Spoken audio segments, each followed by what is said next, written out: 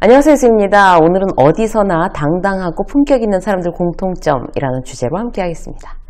어떤 모임에 가면 은근히 눈길 가는 사람 있죠. 그러니까 처음 그 사람을 봤던지 아니면 뭐 알긴 알지만 친하지 않은 사람들 중에서 이제 그런 사람들이 있어요. 그런 사람들의 눈길을 끄는 사람들의 공통점이 뭘까요? 언제나 어디서나 당당한 태도, 뭐 품격 있는 태도, 귀티나는 태도, 이제 이런 사람들한테 우리가 이제 주로 매력을 느끼는 건데요.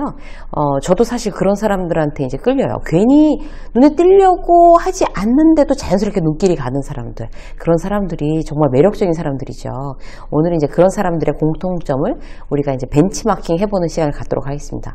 인간관계에 있어서 위축되고 막 주눅 들고 자존감 떨어져 보이는 것처럼 매력 없는 것도 없죠, 사실. 늘 어디서나 밝고 당당하면서도 겸손하고 그 와중에 또 귀티까지 나는 사람들의 공통점 지금 알려드리도록 하겠습니다.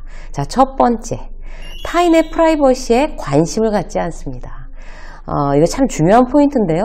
근데 대부분 사람들은 어때요? 막 궁금해서 못 살아요. 남의 얘기에 아주. 회사에서도 누구랑 사귄대, 아니면 누구랑 사귀었는데 이미 상황이 종료됐대. 헤어졌대. 막 어쩐지.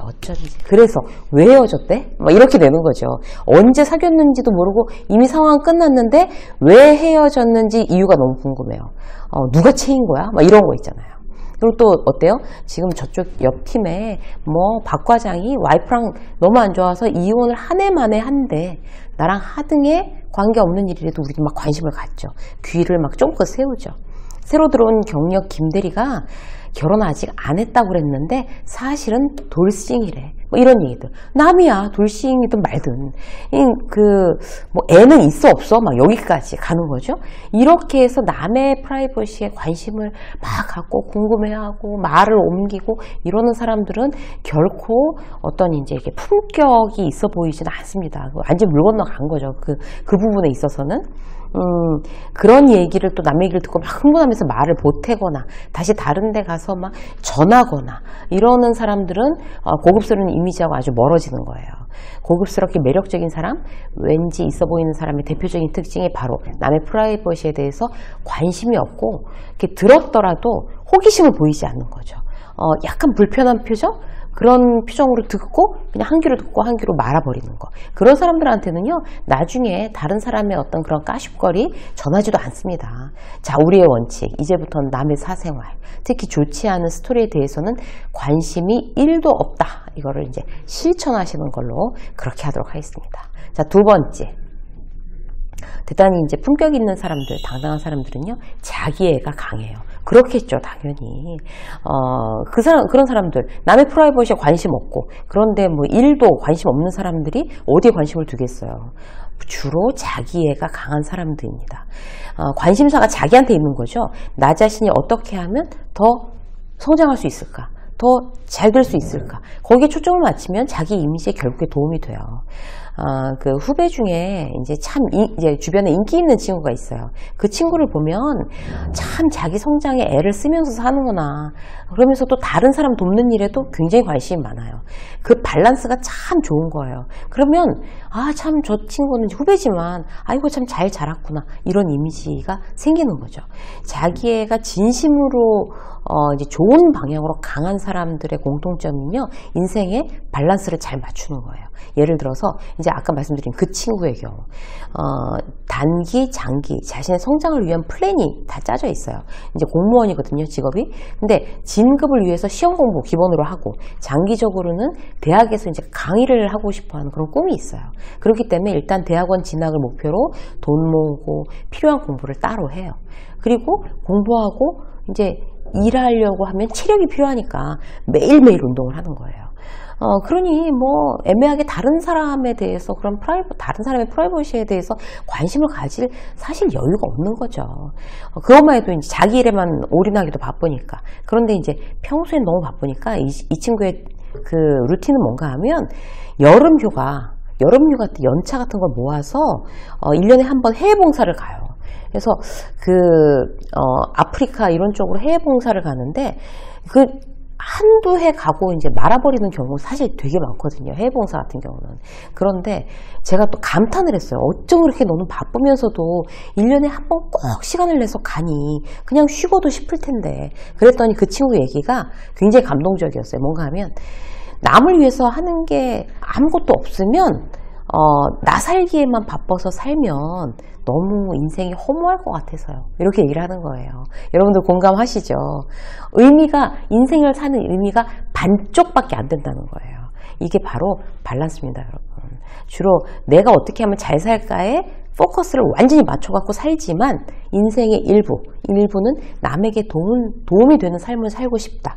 그걸 실천하는 게 바로 우리 인생의 밸런스입니다. 아주 건강한 밸런스인 거죠. 이런 사람들이 왜 품격이 없어 보이겠어요? 당연히 정말 저 사람 참 수준 있어 보여 라고 되는 거죠. 자, 세 번째, 타인에 대해서는 있는 그대로 인정한다는 거예요. 남 프라이버시에 대해서 관심 없어요? 자기 자신한테 집중해요. 그러면 인간관계에서는 어떻게, 다른 타인에 대해서는 어떻게 할까요? 그냥 그대로 인정하는 거예요. 지적질, 평가, 험담 이런 거에서 완전히 우리가 자유로워질 필요가 있는 거죠. 이것도 사실 습관이에요. 남에 대한 태도를 내가 어떻게 갖는가, 습관이죠. 제가 이제 방송에서 계속 얘기하지만 여러분도 그 방송을 계속 들으시면서 계속 지금 이렇게 스며들고 계시는 분들이 많으세요. 남에 대한 왜곡, 비하, 뭐 과장 이런 거 하지 말자. 이런 게 제 방송에서 계속 얘기를 하니까 이제 그게 계속 스며들어서 그런 거 하면 안 되지. 세뇌당하는 거예요. 평가하지도 말자. 뭐 이런 거 있잖아요. 있는 그대로 인정하자. 오늘 여러분들한테 다시 스며들기를 원합니다. 예를 들어서요. 직장에서 막 후배가 거슬리는 거예요. 근데 왜 거슬리는지 생각을 해보면 내 기준을 자꾸 들이대고 있기 때문에 거슬리는 거예요. 내 생각을 강요하고 나처럼 움직이지 않으니까 이제 거슬리는 거죠. 어떻게 해야 되겠어요? 이제 스스로 훈련을 해야 돼요. 내가 참 저렇게 거슬려 할 게 아니라 이제 그런 거슬리는 상황을 보고도 그렇구나. 이게 스스로 연습하는 거죠. 그렇구나. 그렇구나. 단 이제 오피셜한 규칙만 지키면 된다. 이 원칙만 갖고 가면 돼요.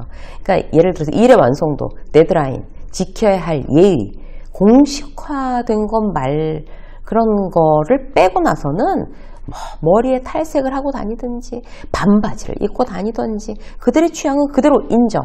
회사의 규정에 어긋나지만 않는다면 그렇구나. 이렇게 쿨하게 받아들이는 자세, 현재를 살아가는 어른들한테 대단히 필요한 능력이 되겠습니다. 자, 한 가지 더 볼까요? 몸 관리예요. 몸 관리를 제대로 해야 당당한 자세, 당당한 어떤 느낌, 그리고 남들한테 어떤 품격이 있어 보이고 수준 있어 보이고 귀티나 보이고 이렇게 된다는 거죠.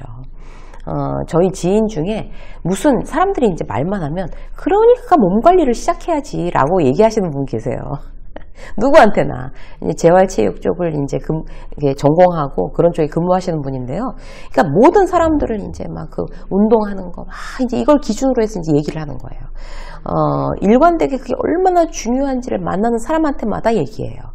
그러니까 기승전 몸관리 이렇게 되는 거예요. 그분을 만나면 이제는 이제 그분 이제 얘기하는 거 들으면 그 다음에 이제 그 얘기를 이제 할 대목이 나왔구나 이게 막 알아요.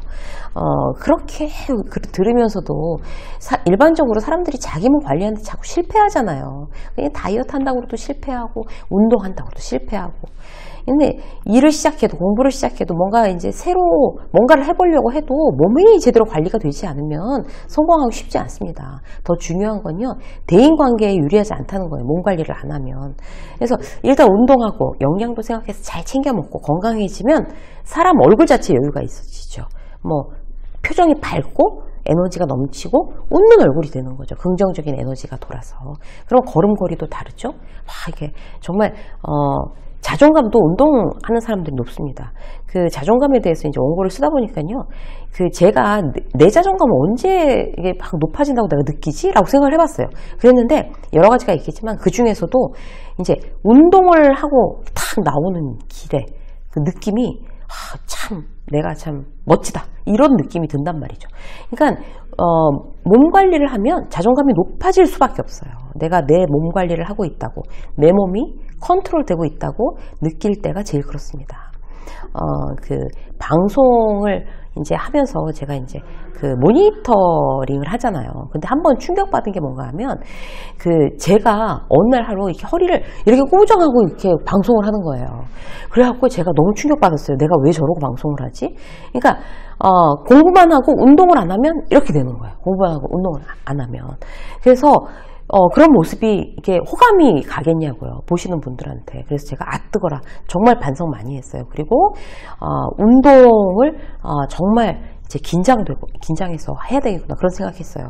여러분들은 여러분들의 모습을 저처럼 모니터할 기회가 없으시잖아요. 그래서 제가 어떤 몸 관리에 대해서 방송에서 중간중간 얘기할 때마다 그걸 바로 스스로에 대한 어떤 그런 모니터링 기회라고 생각을 하시고 다시 한번 전열을 가다두고 여러분들의 몸 관리에 신경을 쓰시는 그런 포인트로 쓰시면 좋겠습니다. 오늘은요, 여러분들과 함께 정말 어디서나 언제나 당당하고 품격 있는 사람들의 공통점 벤치마킹 해봤습니다. 여러분들이 이 유익한 부분을 탁 따다가 여러분들 것으로 이제 탁 만드셔서 매일매일 더 성장하는 여러분들이 되시기를 응원합니다.